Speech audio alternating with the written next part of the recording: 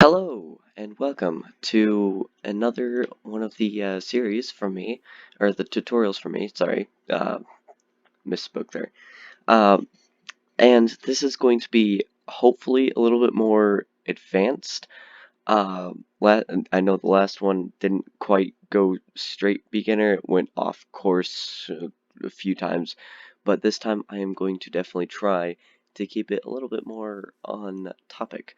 In this advanced guide, this is like people who are kind of like bored of like the same routine. If you've watched like my last one, like doing that over and over and over again. So I might do a couple of building tips, some like villager stuff, which I'll probably get on to one of my worlds, maybe my hardcore one, just to show you kind of a good way to do villagers, because villagers are very useful. And like some other things that you might want to do, um, just like in general. All right, so the first thing I'm honestly just gonna start with is something that I have been doing for quite a while, a couple years now. So basically, I don't use swords. If you've watched any of my videos, you've noticed that I don't really use swords. I will use them occasionally, like last episode in this series, I did use them, but uh, I like axes. Axes personally are my favorite. But the drawback to them is that they are slower than swords. Um, so basically. Uh, if you want to use an axe, it'll be a little bit of getting used to because the attack speed is definitely different, and you have to get used to it, especially if you start with a stone axe. I definitely would not recommend using a wood axe. It takes forever to recharge. Um, but basically, axes deal lots of damage. Wooden and golden axes are the weakest that do 7 damage, which is equivalent to a diamond sword. But again, these are really slow. Actually, the golden axe is really fast, um, but they're pretty slow. And then all the other axes, excluding netherite, are 9 attack damage, which is right above netherite swords. So they're slightly stronger than swords, and of course slower, but they get faster with each material. And then the netherite axe just adds an attack damage, which is 9. You can add sharpness, so I have an axe here. I'm going to grab myself an anvil and some sharpness books just to uh, show like the difference, and then we'll grab sharpness 3 as well. Um, so basically, if I were to grab just a couple of other axes, we'll make them all iron axes just to compare. So it won't change the speed at all, but it will increase the damage. So sharpness 1 just adds a whole attack damage. I think that's the same with any sword as well. Sharpness 3 goes up, so after the first level, it goes up by 0.5. So then you'll have a 11 attack damage, and then this last axe, if you put sharpness on it, you get 12 attack damage. Basically, it does it is compatible, but you cannot get sharpness on an axe with villagers or with the enchantment table, because it, it it's not something that's like co compatible with those, but it's still compatible with the. I don't fully know why it's like that, but just note that you can't get get sharpness on an axe through villager tradings or through the enchantment table. But axes, again, are very slow, and you definitely do want to wait the full duration because it will do the most damage possible. If you do a crit, it will take 2 durability, rather than with a sword, it will take only 1. Okay, so that's pretty much all of the like damage kind of stuff I will go over in terms of like regular combat. No, not here. So, I will go into detail a little bit with potions. Really, the only potion here of these three, this is the water bottle. You don't need that. Well, you do, but it doesn't do anything. Mundane doesn't do anything. Thick potion doesn't do anything. Awkward is the one that you do want, because then you can make all of these potions in here. There are good and bad potions. So here, this is night vision, but here's instant damage. Um, Instant damage will only harm the player. It will not harm undead players, but rather heal them. So you will use instant health for them, just kind of thing. And basically, it's just like you can make splash potions, and there's also a guide that you can find online, or there with vanilla tweaks. If you have a brewing stand, you can actually have it show how to make everything. So um, you have all of the items here on the right side. So the first is like the ingredient, then this is the effect, and then over here there's a third column. If you add a fermented spider eye to any of these, this is what you'll get. And if you don't know the effects, this is strength, fire resistance, uh, regen, I think, water breathing, slow falling, potion of the turtle master, which has resistance and slowness, speed, slowness, jump boost, poison, I believe instant damage, instant health, night vision, invisibility, and weakness. And weakness is very useful because then you can cure zombie villagers, and curing zombie villagers will actually reduce their traits.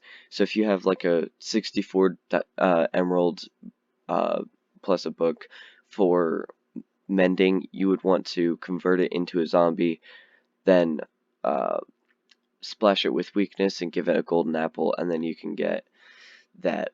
And then over here, glowstone gives you like the extra, so the second layer, so like strength can go up to strength 2, regen could go up to regen 2, so it just like it amps the power of it. But certain things that you can't do that are uh, water breathing, fire resistance. I don't believe you can do that with slow falling. You might be able to.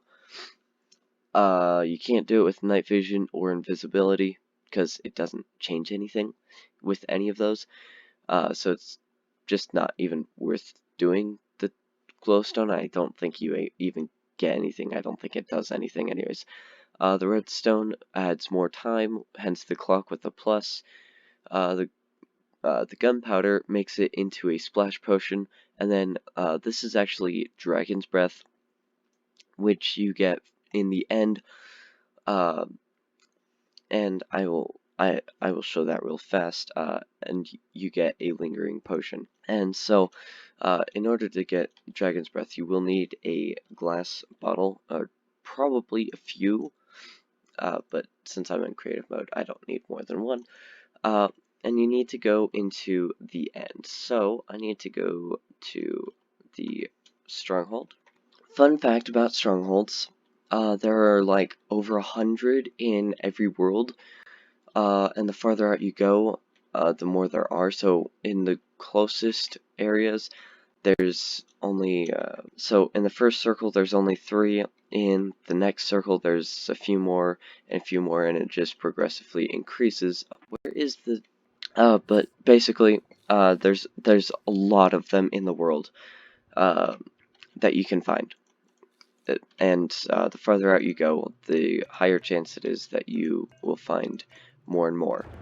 Alright, time to go into the end. Real quick, since I did kill the dragon last episode, the way that you respawn the dragon is you grab 4 end crystals. They are made with, okay, so in order to make a end crystal, you need a gas tier, and an Eye of Ender, and then glass surrounding the other places. So Eye of Ender in the very middle, Ghast Tear right below it, and then glass in every other spot, and then you get an End Crystal. And then you need 4 of those, and place them in the middle of the bedrock for sure. And then it's going to be very loud, so I need to turn down volume a little bit because the dragon is very loud. But it basically will go and reset all of the pillars, and then and after it resets all of the pillars, they all go up to this middle part, and the dragon will be respawned. Now I'm going to go into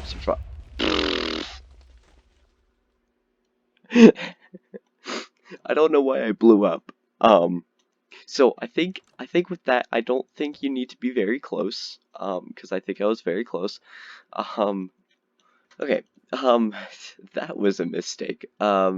So apparently, since I haven't done that before, you don't want to be very close like I just did, because you will die. Or if you do that, you will likely take a bunch of damage because you probably will have just some armor and not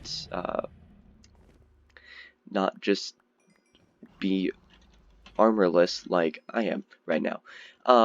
So other than that little accident there, let's go back into survival, and it'll shoot its fireball at some point, hopefully. Whenever it does, then you can run up to it and collect. I mean, it made the sound. It definitely made the sound, but it didn't shoot the fireball. Come on, do it, please. There we go. Okay, so it does a lot of damage if you go into it, but you can collect it with a straight glass bottle, and then you get Dragon's Breath, and also you get an achievement for it. So, there is that. I'm going to leave the end for future me to deal with. Now, I'm going to hop over into my hardcore world to just show a little bit of what villagers can do. So I will see you in there. Why, hello! Welcome to my hardcore series. This is also going to give you all a taste of what my main series on my channel is, just a little bit. Oh, and my skin is wrong. Oh, dang it. Well, basically, just a quick rundown before I do talk about the villagers. Shameless self-promotion. Basically, this series, I have, since Mojang added a bunch of new default skins, I'm basically using one for each life. It's kind of like a Nuzlocke, in terms of like, I die, I lose a skin. Once I die with my custom skin, which is this one right here, hello, then I just lose, and like the video, or like the series is just ended. But basically, now, villagers. Villagers are phenomenal. This is my little trading hall. It's definitely, in my opinion, easier if you build like a long hallway kind of like this, whether that's like you dig it out or you actually build one above ground and you breed a bunch of villagers, because honestly, I found that to be a little bit easier than just trying to get them all to just stay in one place after breeding. Just breed them all first, and then after you breed them all, then you start putting them in their cubbies. I would also definitely just suggest putting them in like making their little holes built first rather than trying to fix it later, because something like, where is he? Oh, did I already fix it? I must have already fixed it. But in my recent episode, I was trying to add these stone bricks, and yeah, one of them fell down. But anyways, sorry, sidetracked. Um, Villagers are great. So this is a Fletcher. He has basically the best trade for emeralds. Sticks for an emerald. That is very nice. But basically, he can sell you enchanted bows and crossbows, a bunch of arrows, and just a bunch of other stuff, kind of like this. Um, and farmers give you really good sources of food. I do need to trade with these guys a little bit more. In fact, I have some wheat, so I will trade with this guy real fast. Just to level him up. So once you fill up this bar and you stop interacting with him, you'll see he has some particle effects, and then he will get some new trades. So he ended at the apple right before I leveled him up. Now he has cookies and melons for an emerald. So yes, villagers, farmers are good for food stuff. So like if you have a decent farm. I think my farm is like okay. I definitely will make it better. But oh, hello chicken. But basically, if you have even just a farm like this, you can collect a lot of wheat and potatoes and carrots. And until I get golden carrots, uh, I'm just gonna eat potatoes because potatoes are great. Um, and earlier I did mention that you can zombify these guys. In order to do that, the zombie just has to kill it. In easy mode, it's got like a 1/4 chance, or no, it's like a really low chance to be a zombie villager after he gets killed, basically. Uh, Specifically the villager, not the zombie. Uh, in normal, it's like a 50% chance, and in hard or hardcore, it is a 100% chance for a zombie to go into uh, to to turn a villager into a zombie villager. Uh, and then you need weakness and a golden apple, as I did state earlier. Um, okay, so I've explained what Fletchers and uh,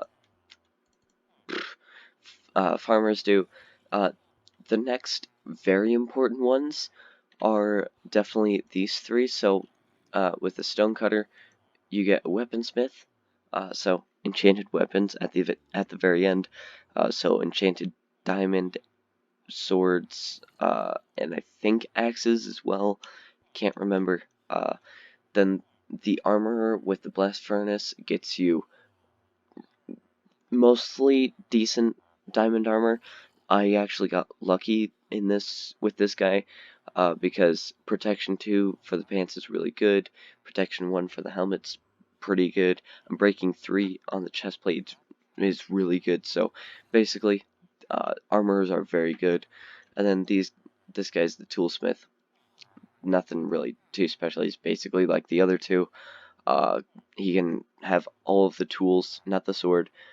Um, and yeah, so basically, these guys give you enchanted diamond tools, uh, or armor for you. Yes, you get armor, you're special. But yes, they are very good.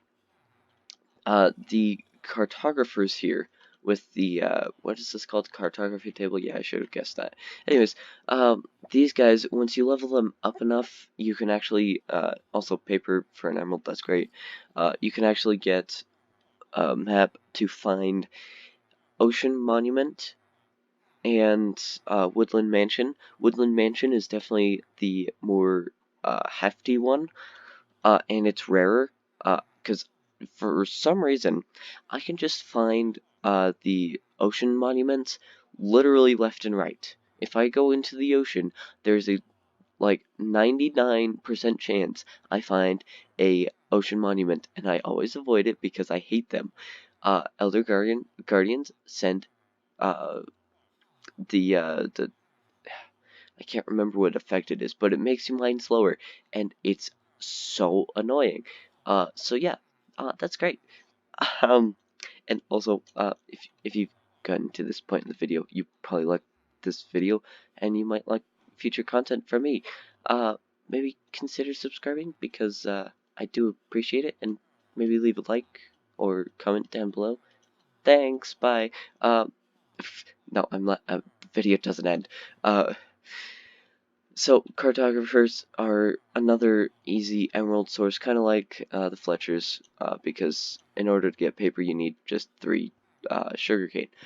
I need to sleep. Okay, now the next 2 I don't have very many of because they're not terribly useful, but they're clerics with brewing stands.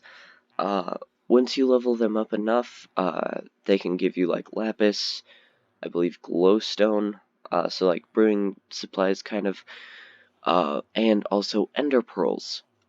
And ender pearls are definitely very nice, especially if you want to go to the end, uh, because you need blaze powder plus an ender pearl, and then you get uh, an eye of ender. And then these last 2 are librarians here, and I do have space for 2 more here. These 2 I just need to breed if I want 2 more. I don't know yet. But basically, they can give you literally any book. Like right here, this is Power 4. Goes on a bow. It's very strong. That's really good, but I'm not going to get it because that's a high emerald count. Oh, Silk Touch? What? I mean, I would get that, but I don't have the emeralds. I might actually be able to real fast. Um, but basically, they can give you literally any book for any price up to 64 emeralds. The really important book is definitely the I need more chests here. Dang. Um, the most important book is the Mending book. Mending allows you to convert XP into durability for any item that Mending is attached to.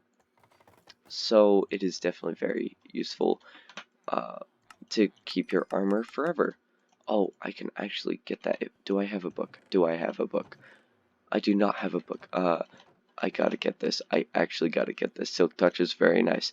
Silk Touch allows you to pick up grass, or podzol, or just straight stone, without having to smelt cobblestone. It's actually very nice. Uh, I need leather. Hello, leather. Um, I need paper. There's paper. Okay. Speedcraft. Paper and leather literally don't, like, arranged anywhere. It does not matter, to make a book. 3 books and 6 planks, 3 books in the middle, 6 planks everywhere else, and then you get a bookshelf. And then, yeah. Let me hopefully grab this guy, please. Yes, that's Silk Touch. Cool. We're keeping him. Okay. Other than that sidetrack, that was basically everything with villagers. I have mostly the important ones. I can't think of any others who are, like, very nice, like, very useful. So I think I'll also just like have a picture on screen just right now, while I'm talking about this, uh, just with every villager and their possible profession. Um, oh, one that I am remembering right now, while recording this, is the uh, stonemason. You need a stone cutter for him. And what he gives is a bunch of building blocks, and building blocks are great, especially like quartz. Because quartz is like kind of hard to get to, especially if you're on a server with a bunch of people that like to use quartz. Yeah. But basically, they can sell you quartz. So yeah. But there's a bunch of villagers, and they're all pretty useful. Anyways, back to the other world, because well, this isn't a hardcore video, so now I'm just gonna give a couple of building tips because why not? And these are going to be like my preference, not necessarily that it always is like just better this way, because of course everyone has their own preferences. I think differently than other people do. I think differently than you, and you think differently than me. But these are just some ideas that I have. So personally, if I were to build some sort of structure, um, I would definitely try to avoid using all of one block. So like, for example, here I'm just gonna make a very simple structure here with birch planks here. Wow, I made that square. Nice. Basically, we have this square. It's all one block. What I like to do is I like to maybe grab some oak and replace the corners, because on the outside it'll actually look a little bit better. So then you could have the corners look a little bit better. And then square, it's used everywhere. I mean, even the blocks themselves are just 3D squares. So maybe you could just like add a little bit off to the side. So just like make a shoot off, kind of like this. And then you have a little bit more shape, and like maybe you want a little bit of a circle here, which I well, I don't know why, but maybe you do. Not judging you anyways, but again, it's your preference. You want it, you build it, and then you just kind of make a little bit of an entrance here or something like that. Doesn't look great. That's just me randomly building, but basically, more than one block is definitely great. Trying to have multiple shapes from your buildings, like maybe here it could come out this way a little bit. Like I'm just kind of experimenting a little bit, but that that for being what it is, it is a little bit small. It's actually not too bad. I would also recommend using blocks that look good together. Like, for example, like both of these wood types, both nether wood types, they look very good, even together. Um, you could mix in like deep slate and blackstone and regular stone all together and make like a little bit of like a story. You could also like just build a story with your builds. Like you could have a wall that was hit by a fireball or something, and so it's like charred from the black, like the black stone shows that it's really charred, and it progressively gets lighter towards the outside, and then it kind of just like makes a little bit of a story. Texturing is something that I don't do very often, mostly because I don't build huge buildings. But if you are one to build huge buildings, doing like a gradient, so like let me come up with a very fast gradient. So something like this, and this is like very rough. This isn't like huge or anything, but like basically you go from something light, and you could go farther this way, so you could start with like a very white block, and then it could just transition slowly into this stone, and then the stone could go into like black stone or something like that. And so you could texture the walls a little bit like this, or you could also do another texturing technique, which I don't know quite how to do as well, but you start with like one block, and we'll say it's actually the concrete powder, and then you go like a little bit lighter with like some of the color from that block there, and then you go a little bit out lighter, and then it's like splotches kind of on whatever wall that you're doing this on. And so so let's say for example it's like a stone wall. It could look something a little bit like this here, and I know that Green in his Season 9 base has done something a little bit like this with one of his castles on his rocks. But basically, You just like start with one color, and this could be like green or like lime concrete powder or something like that, and it just like gets lighter and lighter, and it like blends into the wall itself. And you could like merge multiples and that kind of thing. So that's definitely like two different gradient things that you could decide to do. I don't do them. I don't build big. But if I do ever start building big projects like this, um, I might actually start doing some gradients. So look forward to that. Um, so we've gone over a few building techniques. We've gone over villagers.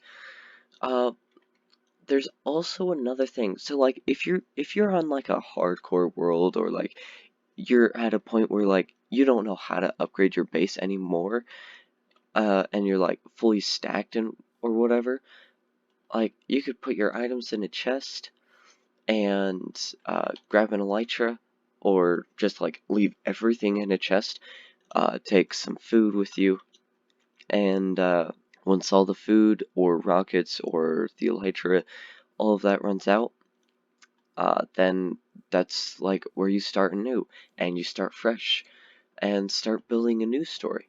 Because honestly, Minecraft, you could play for 10 years. I think multiple people have actually kept their worlds for, I think actually it's not now like 12 years. Dang, Minecraft is old. Um, but really, you could keep your world forever, um, and just like keep building new stories everywhere. So honestly, just if you don't know what to do in a world, either you could just make a new one, but if you're too attached to it, you could just fly out very far and just have some fun and do something new. Like, don't do like your uh typical style. Maybe like try a new style of building, or if you're not huge in redstone, try redstone, or maybe like try and find fun and inventive ways to play Minecraft, because honestly, this is a game that literally could last forever. So have fun, honestly. That's my last that's really just my last couple words of this video. And having fun is probably the biggest reason that any of us play this game, because this game is fun, even with all of its quirks. Um, so honestly, if you just like do something new, have fun. It's not it's not that big of a deal. And and if vanilla Minecraft is like too boring for you, like you've basically done everything in this, maybe try out some mods. A good one, if I think I remember the name, but a good one is like Tinker's Construct, because that one adds like a whole bunch of new weapons and like new ways to create weapons and stuff. There's also like the Twilight Forest, which adds a whole new dimension, which is fun. So, uh, again, just try something new. You never know what could happen. You could also just like play on some servers, because sometimes those are fun. Um, but like I would understand not doing that, because also rage quitting. So just be careful with that one specifically. But thank you for watching. Um, I didn't hit everything, so maybe if you want to see something a little bit more like this, leave a like. Let me know down in the comments, and thanks for watching. I will see you guys next time. Bye!